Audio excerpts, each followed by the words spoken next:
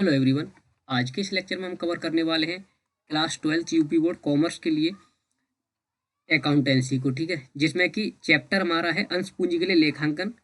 Topic number 1 होगा, जिसमें कि हम कवर करेंगे इसमें कंपनी की डेफिनेशन और कंपनी के फीचर्स को। ठीक है जी। तो सबसे पहले कंपनी की डेफिनेशन पे आते हैं। तो कंपनी की डेफिनेशन की अगर हम बात करें तो कंपनी से आशय लाभ के लिए निर्मित व्यक्तियों की एक ऐच्छिक संस्था होती है। कि एक ऐसी संस्था को क्रिएट कर लेना है ना, कि हमें मेन मोटिव क्या है हमारा, प्रॉफिट को अर्न करना। ठीक है, लाभ कमाने का उद्देश्य, जिसकी पूंजी हस्तांतरण योग्य अंशों में व्यक्त होती है। हस्तांतरण योग्य का मतलब क्या हो गया कि मान लो 10 लाख रुपए से कोई फर्म स्थापित की गई है, तो जरूरी तो नहीं है ये 10 लाख रुपए एक ही व्यक्ति का हो, इसमें 2-4 लोगों का हित हो सकता है ना। अब मान लो 4 लोगों ने मिलकर व्यापार को शुरू किया, तो एक ए बंदे ने लगाए मान लो 3 लाख रुपए, दूसरे ने 2 लाख रुपए लगाए है ना, तीसरे ने 4 लाख रुपए लगाए है ना। ऐसे भी हो सकता है। तो ये टोटल 10 लाख मिला के क्या हो सकता है, कई सारे लोगों का पैसा हो सकता है ना। और इसने मान लो 1 लाख रुपए लगाया, तो टोटल मिला के ये हुई 10 लाख रुपए पूंजी। ठीक है जी। अब क्या हो गया, अब तो देखो जरूर, अब ये इन सब लोगों का हित है ना कंपनी में, तो कंपनी में इन सब लोगों का क्या है, हिस्सा है एक तरीके का, हम बोल सकते हैं। ठीक है जी। इन अंशों के स्वामियों यानी अंशधारियों का दायित्व तो सामान्यतः सीमित होता है। सीमित का मतलब क्या हो गया, देखो अब इसके पास 3 लाख रुपए के हिसाब से मान लो शेयर है ना। 100 रुपए का एक शेयर है, ये मानो 100 रुपए का एक शेयर है, 3 लाख, तो इसके पास कितने शेयर हो गए, 3,000 शेयर हो गए। इसके पास कितने शेयर है, 3,000 शेयर है। तो इसका दायित्व कितना होगा, केवल कंपनी में इसका हिस्सा इन 3,000 शेयर के लिए है, ना कि इस 10 लाख पे उसका स्वामित्व है ना। तो सीमित का मतलब यही हो गया कि जिस व्यक्ति का जितना भी हिस्सा कंपनी में लगा हुआ है, जितने भी शेयर कंपनी के उसके पास हैं, उतना ही उसका दायित्व उतना ही उसका दायित्व है कंपनी के लिए। ठीक है। इनके संगठन का एक सामान्य वैधानिक उद्देश्य भी होना चाहिए। अब देखो, इन्होंने संगठन बनाया, इन्होंने कंपनी बनाई, तो ये जो काम करेंगे ना, उनका लीगल पर्पज होना चाहिए, कुछ ना कुछ पर्पज होना चाहिए, जिसका निर्माण और समापन एवं अन्य कार्यवाहियां अधिनियमानुसार होनी चाहिए। यानी कंपनी एक्ट 2013 के आधार पे जो भी नियम दे रखे हैं, उनके हिसाब से इनको उनको फॉलो करके चलना पड़ेगा। इनको उसमें जो भी रूल दे रखे हैं उसको फॉलो करना पड़ेगा इनको। इसकी प्रबंध और संचालन व्यवस्था संचालकों द्वारा, संचालक और व्यवस्था पर आधारित होती है। संचालक कौन, जो कंपनी को चलाएंगे एक तरीके से, है ना, जो चलाने वाले होते हैं कंपनी को। अब चलाने वाला कौन, यही 4 लोग ही हैं, 4 लोगों का पैसा लगा हुआ है, तो ये 4 लोगों के कंपनी के मेन स्वामित्व वाले। तो अब यहाँ से पढ़ते हैं कंपनी की विशेषताएं। ठीक है जी।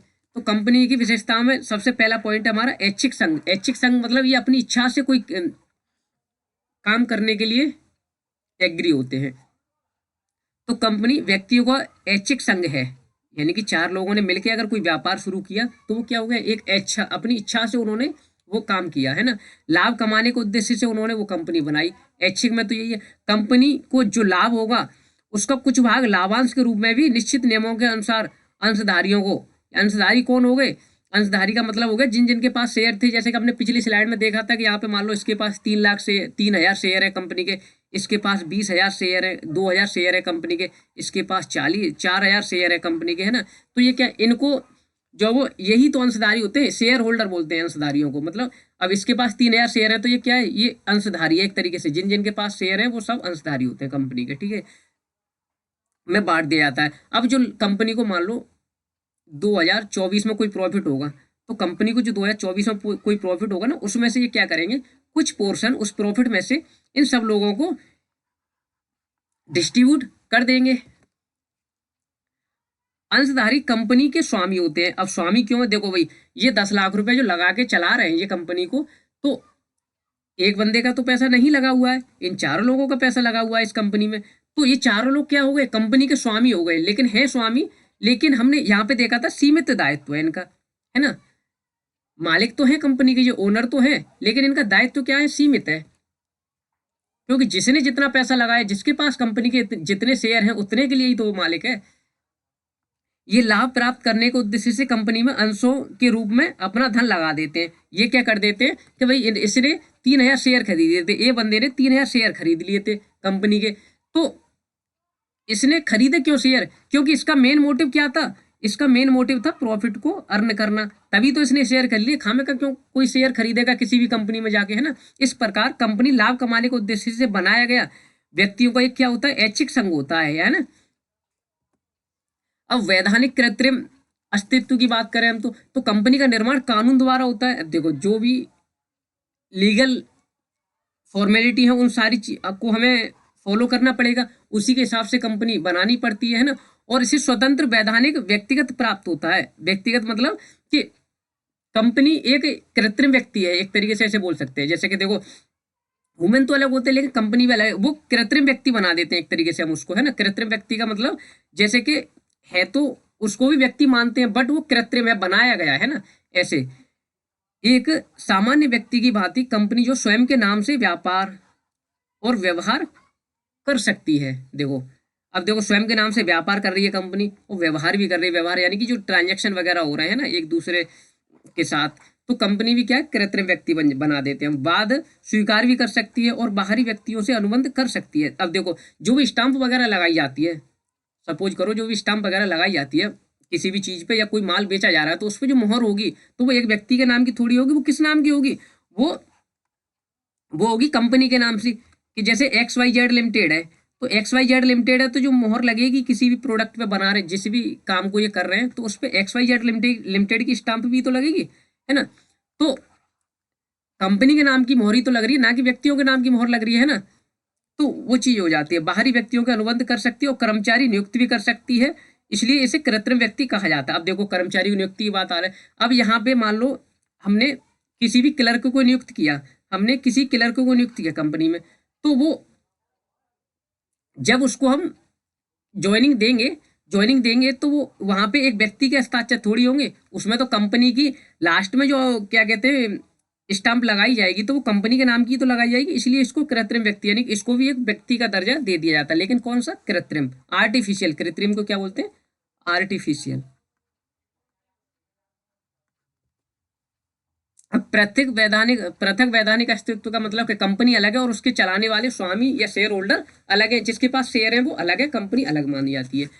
वैधानिक अस्तित्व होता है इसका, और इसके स्वामी यानी कि जो ओनर होते हैं, इसके ओनर या फिर शेयर होल्डर बोल सकते हैं हम, ओनर को ही शेयर होल्डर बोलते हैं। इसका अस्तित्व जो होता है वैधानिक होता है। अंशधारियों से इसका अस्तित्व जो होता है पृथक होता है। कि अंशधारी कंपनी पर और कंपनी अपने अंशधारियों पर मुकदमा चला सकती है। देखो ये भी बात एक महत्वपूर्ण हो जाती है कि देखो अब मान लो किसी अंशधारी ने जिसके पास शेयर थे कंपनी के, है ना, उसने क्या कर दिया, कुछ ऐसी एक्टिविटी कर दी कि वो ठीक नहीं थी, है ना, व्यापार के हित में वो नहीं थी, तो गलत थी वो। तो क्या हो सकता है, उसके लिए एक पिटीशन दाखिल कर सकते हैं हम, है ना, कोर्ट में जाके। तो वहां पे केस किन लोगों, दो लोगों के बीच चल रहा है, एक वो अंशधारी के बीच चल रहा है और एक कंपनी के बीच चल रहा है, ना कि एक बंदे के बीच में, है ना। मतलब जो चार लोगों का हित था कंपनी में, जो चार लोग चला रहे हैं कंपनी को, उन चारों लोगों के साथ में तो नहीं चल रहा है, वो किसके बीच में चल रहा है, एक जो फ्रॉड किया था जिस बंदे ने, है ना, और पूरी कंपनी के साथ।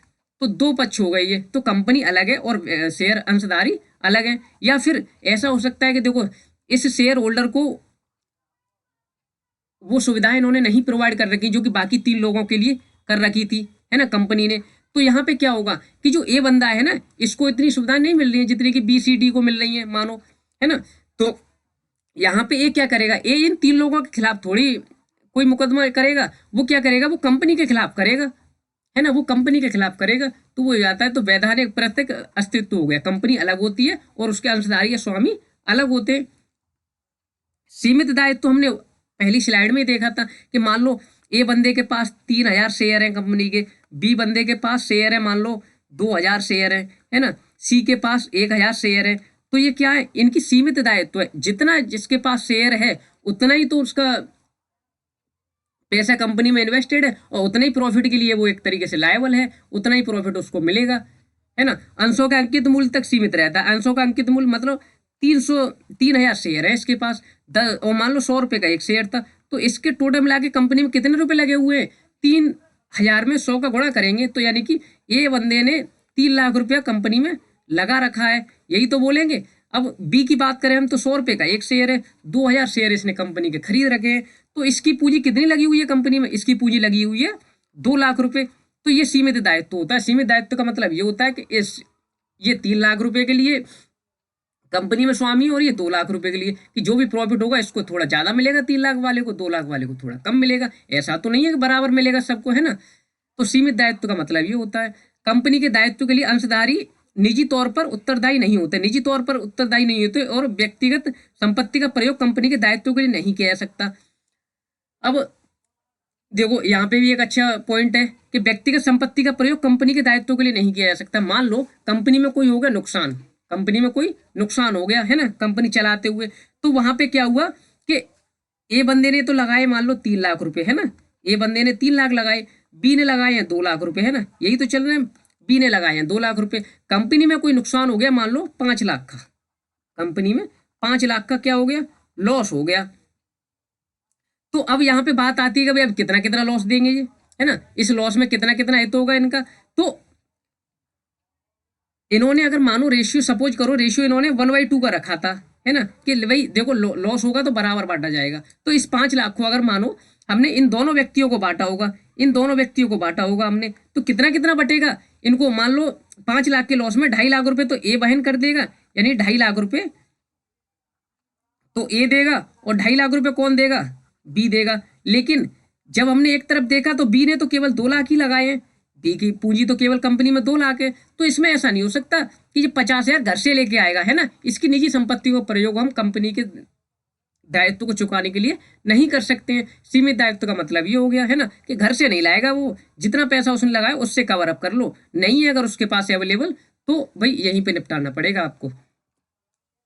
अब शाश्वत अस्तित्व का मतलब क्या हो गया कि पृथक व्यक्तिगत अस्तित्व होने के फलस्वरूप कंपनी का अस्तित्व भी क्या होता है, शाश्वत रहता है। शाश्वत क्योंकि अंशधारियों के मृत्यु हो गया, मान लो कोई अंशधारी चल बसा दुनिया से, या उसके दिवालियापन या उसका दिवाला निकल गया, है ना, मानो को उसके पास भाई नहीं है कोई इतना पैसा कि कंपनी में वो क्या क्या कोई लॉस हुआ तो उसको कवर अप करवा सके, है ना, या फिर कोई मान लो अंशधारी पागल हो गया, है ना, या फिर अयोग्य होने का कंपनी का अस्तित्व तो कोई प्रभाव नहीं पड़ता। या अयोग्य होने का मतलब क्या हो गया कि भाई उसने कोई ऐसी फ्रॉड एक्टिविटी कर दी थी कि कंपनी के जो बाकी के अंशधारी थे, है ना, उन्होंने क्या कर दिया कि भाई तू अब हमारे व्यापार में नहीं रह सकता, क्योंकि तूने भाई ऐसा एक्टिविटी कर दी है कि भाई तू व्यापार कर में काम करने के लायक नहीं है, तो अयोग्य घोषित कर दिया। तो इससे कंपनी के अस्तित्व में कोई फर्क नहीं पड़ता है, ठीक है।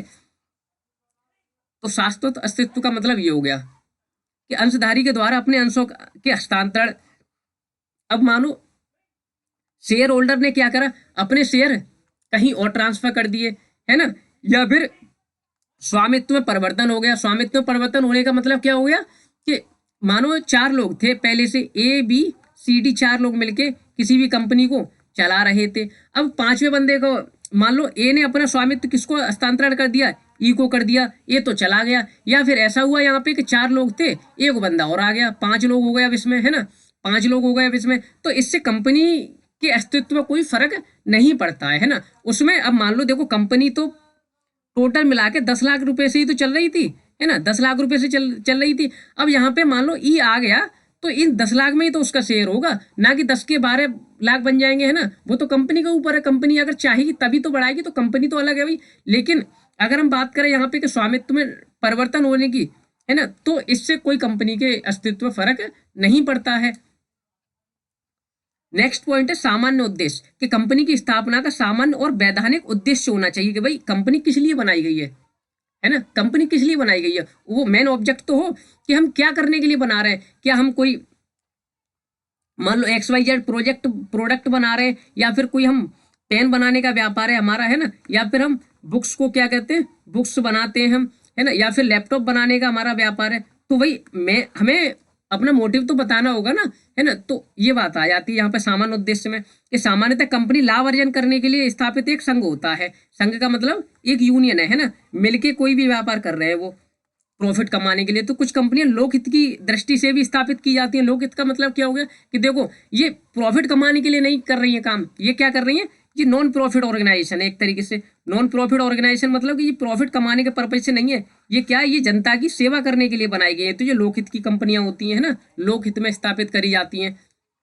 तो सामान्य उद्देश्य का मतलब तो ये हो गया कि कंपनी का हमें उद्देश्य बताना पड़ेगा कि किस उद्देश्य के लिए कंपनी बनाई गई है। अब उसके बाद आते हैं संपत्ति पर स्वामित्व। अब कंपनी की संपत्ति पर स्वामित्व कंपनी का होता है, ना कि उसके अंशधारियों का। पृथक वैधानिक अस्तित्व होने के कारण ही यह संभव हो पाता है कि अंशों का हस्तांतरण करते समय कोई भी अंशधारी कंपनी की संपत्ति विभाजन इसीलिए नहीं कर पाता है कि देखो, संपत्ति पर स्वामित्व की अगर हम बात करें तो जैसे कि कितने अवेलेबल है उसके पास संपत्तियां। मानो उसके पास एक मशीन है ना, एक मशीनरी थी उसके पास, कुछ फर्नीचर भी पड़े उसके पास, कुछ कैश भी है उसके पास, है ना, अवेलेबल है, कुछ स्टॉक भी पड़ा है उसके पास। तो हम ऐसा थोड़ी बोल सकते हैं कि देखो ये मशीन जो है वो ए की है ना, फर्नीचर जो बी ने लगाया है, कैश जो वो सी का हो गया, और स्टॉक जो पड़ा है वो डी का हो गया। नहीं, ऐसे नहीं बोल सकते। तो ये संपत्ति, ये चारों चीजें क्या है, ये संपत्तियां हैं। तो ये संपत्ति किसकी है, ये कंपनी की संपत्तियां हैं। तो संपत्तियों पर अधिकार किसका होता है, कंपनी का होता है, ना कि अंशधारियों का होता है ना। अब कार्यक्षेत्र की सीमाओं की बात करें तो कहाँ कहाँ तक एक तरीके से इसके काम करने की, मतलब किस लेवल तक कंपनी काम करेगी, है ना, वो हमें सारी चीजें जो सीमा नियम होते हैं उसके हिसाब से डिसाइड करनी होती है और बतानी होती है हमें पहले जब कंपनी बनाई जाती है उसकी लिमिटेशन क्या है ना, कि किस प्रोडक्ट को बना सकते, कितने ऊंचे लेवल तक वो बना सकती है। तो उद्देश्य वाक्य में स्पष्ट कार्य क्षेत्र के भाई कहाँ पे कंपनी स्थापित की जाएगी, है ना, क्या वर्क करने वाली है, वो काम क्या है उसका, कहाँ पे वो कंपनी स्थापित की गई है ना।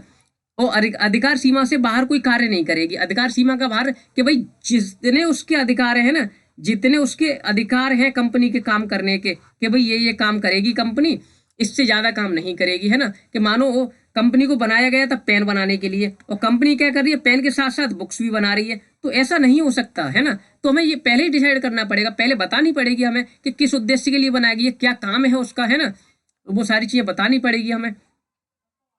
तो ये सारी चीजें हो जाती है कार्य क्षेत्र की सीमा। अच्छा, अभियोग का अधिकार क्या होता है कि एक मूर्त व्यक्ति की तरह कंपनी को अपने अधिकारों के लिए अन्य व्यक्तियों और संस्था पर बात चलाने का अधिकार होता है। ये हमने पहले भी पढ़ा था पॉइंट, है ना, अभी थोड़ी देर पहले पढ़ के आए नेक्स्ट पिछले स्लाइड में हमने, कि कंपनी किसी भी अन्य व्यक्ति पर अपना मुकदमा चला सकती है या फिर वो व्यक्ति कंपनी पर चला सकता है ना। ये अधिकार कंपनी को होता है, क्योंकि कंपनी क्या है, एक कृत्रिम व्यक्ति है ना। कंपनी अपने अधिकार, संपत्ति आदि की रक्षा प्राप्त करने के लिए न्यायालय की शरण में जा सकती है। इसी प्रकार दूसरे व्यक्ति भी कंपनी पर बात चला सकते हैं। कंपनी केस कर सकती है अपने अंशधारी पे या किसी व्यक्ति पे, वो व्यक्ति कर सकता है उस कंपनी पे, है ना। तो ये चीजें हो जाती हैं सारी। उसके बाद अनिवार्य अंकेक्षण। अब देखो कंपनी चलाई जा रही है, कंपनी भाई ऐसा तो है नहीं है कि 10-5 हजार से चलाई जाती है कंपनी, 10 लाख 10 करोड़, है ना, बड़े बड़े अमाउंट से चलाई जा रही है। तो अब अंकेक्षण यानी कि ऑडिटिंग का मतलब जो भी उसमें कामकाज किए जा रहे हैं, जो भी उसमें कामकाज किए जा रहे हैं उनकी जांच भी तो होनी चाहिए कि वास्तव में ऐसा तो नहीं है कोई फ्रॉड हो रहा हो कंपनी में हमारी में, है ना। तो जब भी कोई कंपनी चलाई जाती है, कोई कंपनी कार्य कर रही होती है, तो ऑडिटिंग करानी उसकी अनिवार्य हो जाती है ना। तो कंपनी के खातों का अंकेक्षण कराना भी कानूनी तौर पर अनिवार्य होता है कि भाई वास्तव में कोई फ्रॉड वगैरह तो नहीं हो रहा, कोई ऐसी एक्टिविटी तो नहीं हो रही जो कि वास्तव में नहीं होनी चाहिए व्यापार में। जबकि साझेदारी तथा एकाकी व्यापार के लिए ये ऐच्छिक है। ऐच्छिक का मतलब देखो कंपनी को अपनी ऑडिटिंग कराना खातों की अनिवार्य है ना, अनिवार्य। लेकिन अगर हम साझेदारी की बात करें या फिर एकाकी व्यापार की बात करें तो उसमें ऐच्छिक का मतलब उनकी इच्छा है कि वो कराएं या ना कराएं, है ना, वो उनके ऊपर है, ठीक है। तो ऑडिटिंग के हमने पर्पज क्या देखा यहाँ पे कि कंपनी के लिए ऑडिटिंग कराना अनिवार्य होती है। और ऑडिटिंग का मैंने आपको मतलब बता दिया कि एरर और फ्रॉड को देखना, है ना, कुछ एरर वगैरह तो नहीं हो रहा, या फिर कोई फ्रॉड एक्टिविटी तो नहीं हो रही है, या फिर खाते हमारे गलत तरीके से तो नहीं बनाए जा रहे हैं ना, उन सारी चीज़ों की जांच करना, तो वो ऑडिटिंग कहलाई जाती है। अब ऑडिटिंग के लिए देखो किसी भी सीए वगैरह को अपॉइंट कर लो, वो ऑडिटिंग कर देगा, है ना। कंपनी के गुण क्या होते हैं और क्या क्या कंपनी के लाभ होते हैं, तो देखो हमने ये पॉइंट पढ़ा था, जो मैंने पढ़ा चुका वो नहीं पढ़ाऊंगा यहाँ पे, है ना। देखो सीमित दायित्व तो हमने देख लिया था कि जिस व्यक्ति के पास जितने शेयर हैं उतने शेयर के लिए वो क्या है, कंपनी का स्वामी है ना। इसका सदस्य अंशधारियों का व्यक्तित्व जोखिम अंशों में निवेशित राशि तक ही रहता है, कि देखो जिसने जितने शेयर लगाए उतने के लिए वो उसका दायित्व है। अब अंशों की हस्तांतरणता, कि भाई अपने अंश बेचने का अधिकार भी होता है उनके पास शेयर, प्रकार खरीदने वाला व्यक्ति अपने स्थान पर कंपनी का सदस्य बन जाता है कि कंपनी को उसने शेयर खरीद लिए तो शेयर को ट्रांसफर भी किया जा सकता है। निरंतरता की क्षमता, कि अंशों की हस्तांतरणता के कारण अंशों का क्रय विक्रय होता रहता है, अंश कभी खरीद लिए किसी ने कभी बेच लिया। अब मान लो जिस व्यक्ति के पास 3000 शेयर है तो क्या वो और शेयर भी तो खरीद सकता है, जरूरी तो नहीं है कि 3,000 से ही चलेगा वो, है ना। 100 शेयर और खरीद सकता है वो, तो अब इसके पास 3100 शेयर हो जाएंगे, है ना। तो ये है, या फिर वो जरूरी नहीं है कि 3,000 शेयर से, अब इसको मान लो ए को पैसे की जरूरत पड़ी तो इसने क्या करा, अपने 1,000 शेयर बेच ही दिए, है ना। अच्छा, किंतु इस सबसे कंपनी की निरंतरता पर कोई आंच नहीं आती है, क्योंकि देखो शेयर तो क्रय विक्रय उनका होता रहता है। अच्छा, विकास की क्षमता की बात करें तो विपुल वित्तीय एवं प्रबंधकीय संस्थानों के आधार पर कंपनी विकास और विस्तार की क्षमता रखती है, कि देखो कंपनी कभी भी अपना व्यापार बढ़ा भी सकती है। अब कंपनी बढ़ा सकती है, ना कि शेयर होल्डर, है ना। तो कंपनी मान लो 10 लाख से चल रही थी, तो कंपनी ने क्या करा भाई, ऐसा है थोड़ा सा व्यापार को और एक्सटेंड करते हैं ना, तो अब 20 लाख रुपए कर लेते हैं अपनी पूंजी। तो इन्होंने क्या करा, और शेयर इशू कर दिया इन्होंने, है ना, और लोगों को आमंत्रित कर दिया कि आओ भाई शेयर खरीद लो हमारे। स्ट्रॉन्ग सुदृढ़ वित्तीय शक्ति के अंशधारी भारी संख्या में कंपनी के अंशों में निवेश करते हैं, कि भाई ज्यादा शेयर खरीदते हैं कंपनी में, है ना लोग। अतः कंपनी के पास वित्तीय संस्थानों का पर्याप्त भंडार बना रहता है, क्यों कि जो बाहर वाले लोग, अब मान लो इसके पास, ए के पास 3,000 शेयर थे, इसने इच्छा रखी कि मुझे 100 शेयर और चाहिए, और एक शेयर 100 रुपये का था, 100 शेयर चाहिए, तो ए 10,000 रुपये पे कर देगा कंपनी को, है ना। ए के पास से चले जाएंगे, और चले कहाँ जाएंगे, कंपनी के पास, तो कंपनी के पास चले जाएंगे, तो कंपनी के पास क्या हो गया, एक तरीके से पैसा आ गया, तो उसकी वित्तीय स्थिति क्या हो गई, सुदृढ़ हो गई, स्ट्रांग हो जाएगी इससे, है ना। आवश्यकता होने पर कंपनी वह अतिरिक्त अंशों का निर्गमन करके, यही तो बताया हमने, देखो 100 शेयर इसने जारी कर दिए, तो अतिरिक्त अंश निर्गमित कर दिए इसने, एवं ऋण लेकर भी वित्तीय स्थिति में सुधार कंपनी कर सकती है। अब कंपनी के दोष की बात कर लें तो देखो, कंपनी बनाना क्या है, एक तरीके से कठिन काम होता है, कि कंपनी का निर्माण सरलता से नहीं हो पाता, और कंपनी की स्थापना या फिर समापन में अनेक वैचारिक वैधानिक समस्याओं का सामना हमें करना पड़ता है। कि देखो, अब कंपनी को ऐसा तो नहीं है कि हमने पुराना कंपनी चला रहे थे, आज फटाक से हमने क्या कर दिया, कंपनी को क्लोज कर दिया, ऐसा तो नहीं है। जो भी सारी वैधानिक क्रियाएं होती हैं, वो हमें सब उनका पालन करना पड़ता है। जो भी डॉक्यूमेंटेशन की प्रक्रिया होती है, समय एवं धन जुटाना भी कठिन होता है, अतः छोटे पैमाने पर उद्योग हेतु यह आवश्यक नहीं हो पाता है, तो कंपनी का निर्माण करना क्या होता है, इससे कठिन हो जाता है। अच्छा, अनुत्तरदायी प्रबंध व्यवस्था, कि कंपनी संगठन के अंशधारियों की संख्या अधिक होने से अतिरिक्त दूर दराज के क्षेत्रों में रहते हैं, इसलिए कंपनी का प्रबंध और संचालन क्या हो जाता है, अंशधारियों द्वारा न किया जाकर वेतनभोगी संचालकों द्वारा करा। जैसे अब मानो कि देखो, हमने अभी पिछले स्लाइड में पढ़ के आए कि ABCD 4 लोगों ने मिलके कोई कंपनी बनाई है ना, 4 लोगों ने मिलके कोई कंपनी स्थापित की है। अब जरूरी तो नहीं है कि चारों लोग ये काम कर रहे होंगे कंपनी में, ये देखभाल कर पा रहे होंगे, है ना। इसने शेयर खरीद लिए तो बस कंपनी का स्वामी तो बन गया, लेकिन चला कौन रहा है कंपनी को, है ना। कंपनी को अब जैसे कि क्लर्क वगैरह चला रहे हैं कंपनी को, तो उससे क्या हो जाएगा, कंपनी में उसका मैनेज करना हार्ड हो जाता है। कि देखो, ए कहीं और रह रहा है, बी कहीं और जाके रह रहा है, सी कहीं और डी कहीं और जाके रह रहा है ना। तो इससे क्या हो जाता है, कंपनी को मैनेज करना क्या हो जाता है, हार्ड हो जाता है ना। कंपनी को मैनेज करना क्या हो जाता है, डिफिकल्टी आ जाती है उसमें। अब अंशों में सट्टेबाजी भी हो जाती है, कि साधारणतः कंपनी के अंशों के स्वतंत्र हस्तांतरण प्रतिबंध नहीं होता है। कि देखो, ए अपने शेयर को सी को भी ट्रांसफर कर सकता है फ्रीली, ठीक है ना, ये कर सकता है अपनी इच्छा से। अतः कोई भी व्यक्ति स्कंद विनिमय केंद्र से अंशों का क्रय विक्रय कर सकता है, और इन केंद्रों पर सटोरियों अफवाह फैलाकर अंशों के मूल्य वृद्धि कर देते हैं और कमी भी करने में सफल हो जाते हैं। कि देखो, अब ए सी को शेयर बेच रहा है, सी कंपनी में तो नहीं जा रहा शेयर खरीदने के लिए, उसने क्या करा, मैं तो ए से खरीद ले रहा हूँ, है ना, ए से खरीद रहा हूँ, लेकिन सी के पास पहले से कोई शेयर नहीं थे कंपनी के, तो शेयर भाई सी को क्या पता कि 100 का शेयर था कंपनी का, है ना।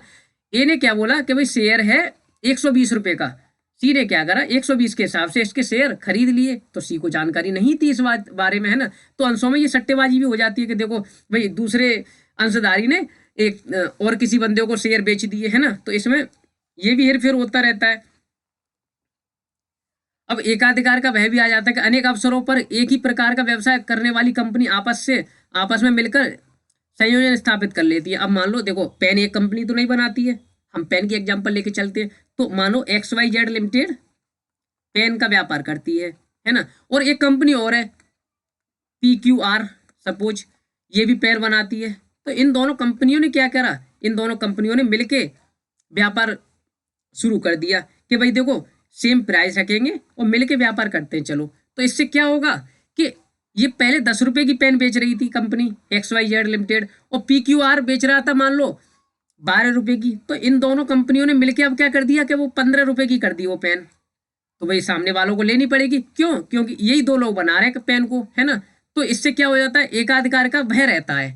आपस में ये मिलके अगर व्यापार को कंटिन्यू करती हैं और प्राइस बढ़ा देती हैं उस चीज के। अच्छा, अंशधारियों को शोषण की बात करें हम यहाँ पे, तो चूंकि कंपनी के समस्त अंशधारी प्रत्यक्ष रूप से कंपनी के संचालन में प्रबंध में भाग नहीं लेते हैं, कि डायरेक्टली जाके तो भाग नहीं लेते, अतः कुछ चुने हुए सदस्य ही संचालक के रूप में काम करते हैं, कि कोई क्लर्क हो गया, कोई मैनेजर बना दिया हमने, है ना, ये लोग काम करते हैं।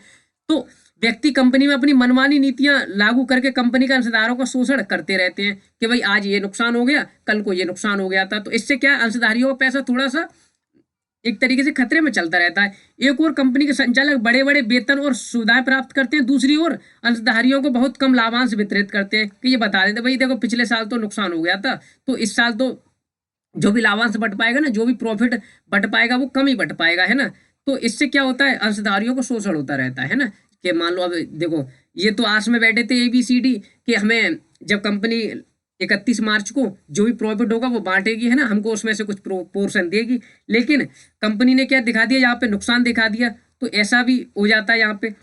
उसके बाद केंद्रीय संचालन एवं प्रबंध, तो प्रजातंत्रीय प्रबंध व्यवस्था के नाम पर कंपनी संचालन और प्रबंध का कार्य गिने चुने व्यक्तियों के हाथों में ही केंद्रित रहता है। कि देखो ऐसा तो नहीं है कि आज ए काम कर रहा था हमारे बिजनेस में, है ना, कल हमने ए को निकाल दिया काम से और बी को रख लिया, बी को निकाल दिया अब सी को रख लिया, ऐसा तो नहीं है। तो उसको हमें लंबे समय तक रखना होगा किसी भी व्यक्ति को, है ना, उसकी जॉब सिक्योर हो, जिससे कि हमारे बार बार किसी भी व्यक्ति को नियम न समझाने पड़े, उसको कार्य न बताना पड़े बार बार।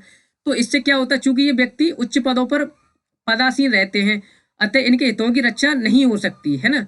तो केंद्रीय संचालन का प्रबंध इससे हो जाता है, गिने चुने व्यक्तियों के हाथों में रहता है। तो इससे, तो यहाँ पे हमने कंपनी की डेफिनेशन पढ़ी, कंपनी के कार्य क्षेत्र को पढ़ा हमने, गुण और दोष भी पढ़ लिए कंपनी के। नेक्स्ट लेक्चर में हम यहाँ से कवर करेंगे, ठीक है, सेकंड पार्ट में, कि शेयर कैपिटल क्या होती है। और एक क्वेश्चन हम यहाँ पे एक आपको बताएंगे प्रेफरेंस शेयर कैपिटल से, है ना, जहाँ से कि क्वेश्चन हर बार आता है।